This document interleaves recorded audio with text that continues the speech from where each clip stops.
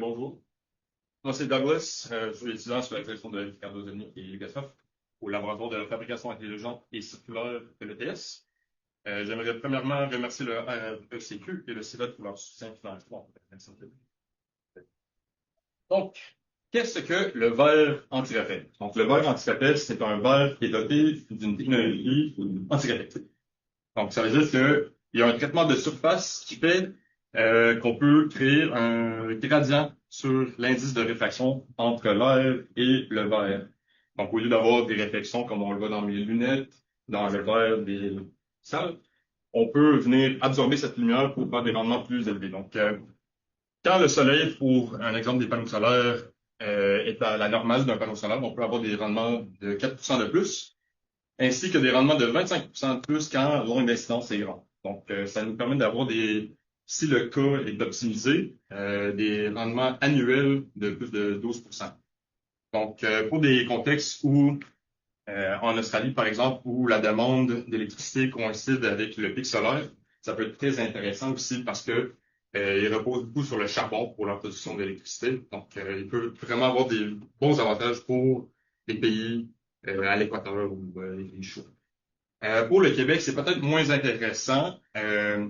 On a notre demande d'électricité qui est à contre-cycle du solaire, donc on en a besoin l'hiver et le soir pour chauffer les maisons. Et on a déjà quand même un bon réseau qui produit et assez vertement par l'hydro. Mais ça reste intéressant, particulièrement pour des communautés qui sont isolées, donc qui ont besoin de l'électricité décentralisée, des réseaux normaux électriques, comme ça peut être utile pour les communautés isolées au Brésil et en Australie. Mais les technologies qu'on a en ce moment pour les revêtements antiréflectifs, ils ont souvent une décharge de déchets toxiques. Sont aussi susceptibles à la dégradation, notamment pour l'abrasion, pour le contexte de l'Australie, et l'humidité pour le contexte de l'Amazone, ou les cycles thermiques, donc entre la nuit et l'hiver. Ça peut et de la dénomination. Donc, on essaye, ce que j'aimerais vous présenter aujourd'hui, c'est des technologies anti-réflectives, montrer d'une perspective circulaire les avantages et les inconvénients, puis j'aimerais vous présenter euh, la piste que j'essaie de suivre pour créer un procédé qui est plus durable, qui est plus circulaire, et qu'on espère va nous aider à avoir de l'énergie verte. Donc, la première technique pour... C'est la piste. Oui, désolé. Donc, pas besoin de tout lire ça. Regardez l'image pour commencer. Ça, c'est une technologie, c'est les sols gel. C'est une technologie qui prend, ça fait une hydrolyse avec des sols. Donc, c'est un liquide qui va se former en forme de bulle. La taille de ces bulles-là qu'on peut contrôler avec d'autres codes chimiques qui sont toutes pas très bons pour l'environnement, va nous donner des bulles d'air qui peuvent, elles, dépendamment de la taille des bulles, frapper les ondes de lumière qui arrivent à certaines zones d'incidence et de certaines longueurs d'onde. Donc, on peut empiler plusieurs de ces couches sur le verre, puis ensuite, on l'intègre sur une cellule solaire et on peut avoir un usage plus performant au niveau du solaire. Par contre, ces couches-là sont susceptibles à l'abrasion, à l'absorption de l'eau, c'est des pores, donc l'eau peut rentrer, peut détruire les couches, et c'est susceptible au vieillissement photocatalytique, ainsi que le cyclage thermique, ça peut faire bouger et délaminer toute notre couche. Donc, c'est pas une solution optimale, mais on peut avoir des rendements assez bons avec cette technique. On peut aussi ajouter des alcoxides de magnésium qui se jumelent avec de l'acide fluorhydrique, mais le fluor, c'est très mauvais pour l'environnement, donc on ne peut pas faire ça. Une deuxième technique de déposition de couches minces, donc on peut déposer des minces couches qui ont toutes une épaisseur spécifique avec un matériau avec un indice de réfraction un peu spécialisé à une longueur d'onde. On peut venir créer réflexions d'interférences qui vont absorber la lumière. Mais ça encore, on utilise des matériaux qui sont assez toxiques. Donc, il y a des métaux, il y a de la déposition qui se fait avec l'évaporation. On peut avoir plus que 30 dépôts de des matériaux différents, des vapeurs différentes. Ça coûte, c'est assez cher en énergie qu'on met à l'intérieur et ça nous fait des dépôts aussi de fluor qu'on veut pas. Donc, les technologies les plus courantes pour créer les motifs antiréflexifs sont inspirées par les papillons de nuit. Donc, les papillons de nuit pour éviter les chauves-souris et pour naviguer le soir, ils ont développé des nanopiliers. C'est des piliers qui sont plus petits que les longueurs d'onde. Ça fait que l'indice de réfraction entre l'air et le verre est graduellement changé. Ça aide à attraper l'onde de lumière et d'absorber l'énergie solaire. Par contre, pour ça, on est limité par la taille des panneaux qu'on peut travailler. Donc, pour ça, on utilise les technologies qu'on utilise pour les semi-conducteurs. C'est notamment un lift-off ou de la gravure par ion réactif. Donc, on fait un enrobage d'une photorésine qui va réagir à, à une lumière UV. Et ensuite, on peut la faire enlever avec un développeur aussi toxique.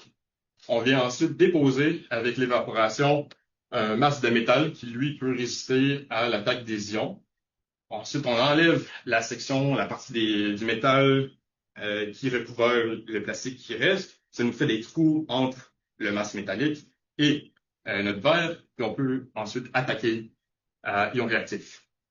Donc, tout très toxique, limité par la taille, mais super performant pour l'antiréflexion. Donc, c'est une technologie que une compagnie montréalaise travaillait dessus. Il s'appelait Hedgehog. Il envoyait ça dans l'espace pour des panneaux solaires. C'était très coûteux, mais ça vous valait la peine pour ces panneaux solaires. Donc, très coûteux. On est aussi susceptible à l'abrasion. C'est des piliers qui sont très petits. Donc, on parle de 50 nanomètres de large et peut-être 200 nanomètres de hauteur. Donc, très fragile à la base. Et ça absorbe l'eau. Donc, on peut avoir des contaminants qui vont venir casser les piliers.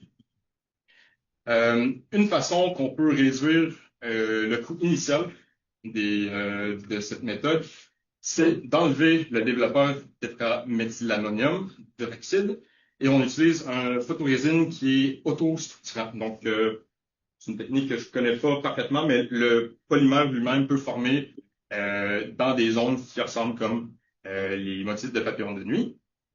On peut aussi faire la même chose avec des couches de métal. Donc, le métal lui-même peut être autostructurant. Ça nous enlève le coût initial des photorésistes ainsi que la lithographie puis l'enrobage.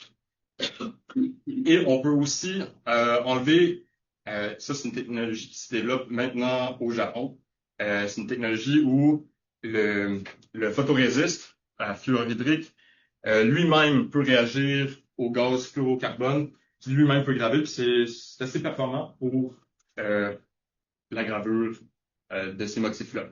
Par contre, très toxique. Et aussi, si on veut éviter l'abrasion et l'hydrophilicité, on peut ajouter un revêtement qui est aussi fluoropolymère pour venir tout lier les piliers ensemble pour les rendre plus forts. Mais encore, résidu de fluor, pas optimal. Une autre technologie qui se développe en crête en ce moment, c'est le texturage par ablation de femtoseconde. C'est quoi qui est très j'aime bien cette technologie-là. Il n'y a aucun entrée sauf l'usage du laser qui lui-même ablate le verre. Donc, c'est quoi qui est très propre. Par contre, comparé au motif des papillons de nuit, c'est pas la même échelle, c'est pas les mêmes formes. Donc, on n'est pas capable d'achever le même rendement anti-réflexion que les autres motifs. Ensuite, on traverse vers la nanopression UV. Donc, on peut ça, c'est le même procédé qu'on avait avant. On fait un moule avec la gravure à ion réactif. On prend ce moule-là et on ajoute un polymère entre les deux qui durcit dans le moule sur le verre avec la lumière UV. Puis on peut avoir des motifs qui sont comme les yeux de papillon de nuit sur le verre. Par contre, on a encore le problème d'abrasion et de délamination et ça complique le recyclage de ces verres-là parce qu'on ajoute une fois toujours la décharge de revêtement. Donc, qu'est-ce qu'on fait? La nano-impression thermale, c'est ce que je travaille dessus. C'est une méthode de former le verre directement. Donc, on a les mêmes entrées initiales, donc toute la même toxicité au niveau initial, mais on se fait des moules qui sont plus petits de la forme du verre, puis on essaie de les répliquer sur le verre pour avoir euh, une impression directe sur le verre.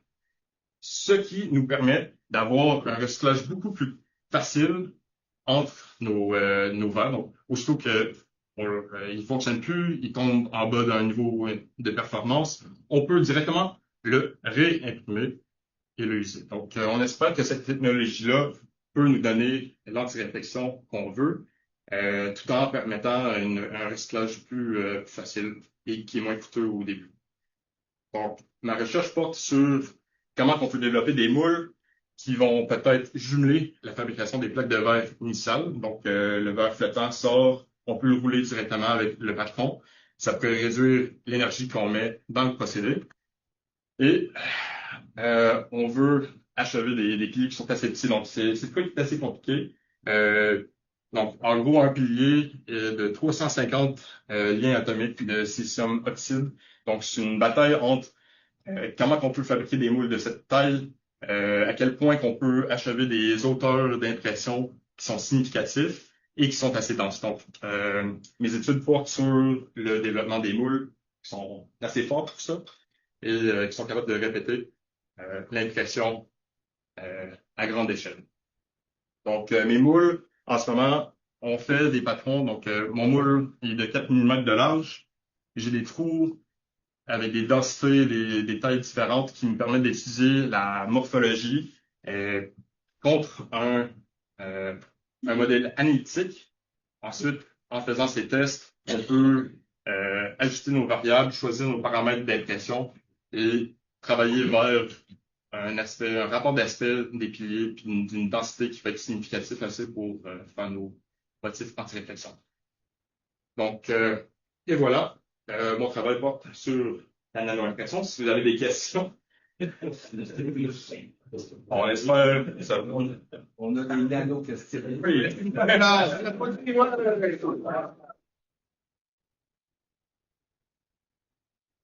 Avons-nous des questions, nano-questions? Oui. Bon, félicitations. Nous, on avait de la difficulté avec nos moules à gaufres à l'hôtel. Donc, les nano-moules, bravo, là, c'est impressionnant. Oui, celle-là, oui, celle-là à droite, ouais. Ah, c'était bon. Pour ce qui est ce type-là de recherche, cette thématique est sous la bannière diffusion des innovations. Donc, qu'est-ce que vous voyez utiliser comme milieu preneur? Est-ce que vous êtes prêt à rentrer en dialogue avec eux? Est-ce que vous connaissez leurs contraintes? Parce que j'avoue que le côté technique, je n'ai pas trop suivi, mais ça m'a l'air prometteur.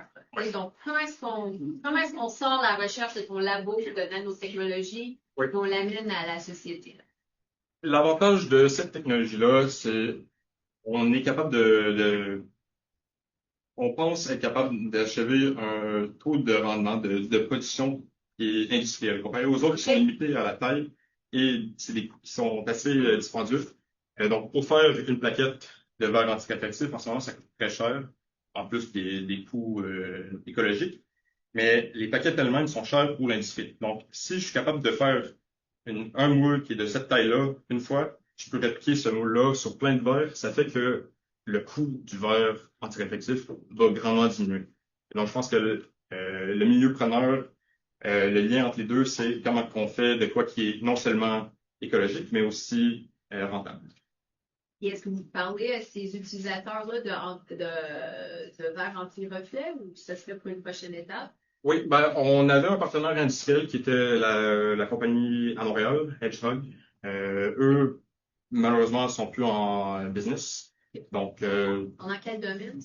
Edgehog, Oui. eux, ils faisaient vraiment du verre anti-réflexif pour les panneaux solaires, pour l'espace, aussi pour les lentilles de caméra. Puis c'est les mêmes firmes qui font les deux. Oui, Espace et lentilles. oui. En gros, c'est la même technologie, puis ça peut s'appliquer dans tous les vols. C'est bon, j'ai une question dans le fond. Une petite question, vous avez mentionné, quand vous avez parlé de l'espace, vous avez compris que c'était le processus qui était polluant, puis on envoyait des déchets dans l'espace. Non, en fait, le verre qui s'en va dans l'espace, il est propre. C'est un monomatériel, c'est le verre antiréflectif avec les motifs des papillons de nuit. C'est le procédé qui se passe dans la salle blanche, comme pour les semi-conducteurs, qui fait les déchets. OK, donc j'ai mal compris. Désolé. J'ai l'impression qu'on envoyait des déchets dans l'espace. Non. J'ai mal expliqué. Les excuses. Oui, alors, est-ce qu'on peut appliquer cette technologie dans les LED, dans les écrans ordinateurs? Oui. Pour les LED eux-mêmes, je pense pour les écrans, oui, on pourrait avoir tout ordinateur, on a toutes les reflets, tous les verres, on pourrait avoir cette technologie. Il faudrait juste ensuite qu'on assume qu'on ne touche pas l'écran pour le graphier. Ça, il faudrait revoir avec peut-être des revêtements de plus. Mais dans les lunettes, on nous vend un petit peu la propriété anti-reflet, Oui. mais c'est pas sur les verres parce que c'est en plastique. Comment ça se fait? Les lentilles anti-réflexifs? Oui. C'est pas les lentilles, enfin les Oui, c'est les lunettes. Oui, Ouais. les lentilles. C'est pas surtout verre, c'est surtout plastique. C'est Oui, C'est du plastique alors. Oui. Et comment ça se fait c'est une couche ou quoi? Ça se peut. En gros, je ne connais pas la réponse, mais ça se peut que c'est au niveau des couches. Ça se peut aussi que c'est au niveau des atomes qui sont dans le plastique lui-même qui est plus absorbant. Est-ce qu'on parle des lunettes qui absorbent la lumière bleue, par exemple? Oui, alors. Ouais, je pense que ça, on c'est nous vend des pas mal atomes de qui sont. choses. Alors, progressif, anti-reflet, anti-abrasion, Ouais. beaucoup de choses. Franchement, je ne connais pas la réponse exacte, mais je dirais que ça fait un mélange du polymère qui est à l'intérieur, mais je pense pas que c'est une texture qui est sur la surface. C'est peut-être des couches, mais D'accord. Et cette histoire des pare-brises, alors, il paraît que les effets sur les pare-brises, c'est-à-dire on n'est pas protégé quand on enlève les lunettes. euh, pour les ondes de lumière, Oui. OK. Oui, techniquement, on n'est pas protégé de la lumière bleue ou des ondes qui arrivent quand on ne porte pas nos lunettes, oui. Mais moi, personnellement, j'ai pas cet effet-là dans mes lunettes, je les veux, ces ondes. C'est bon? On peut remercier Douglas. Ouais.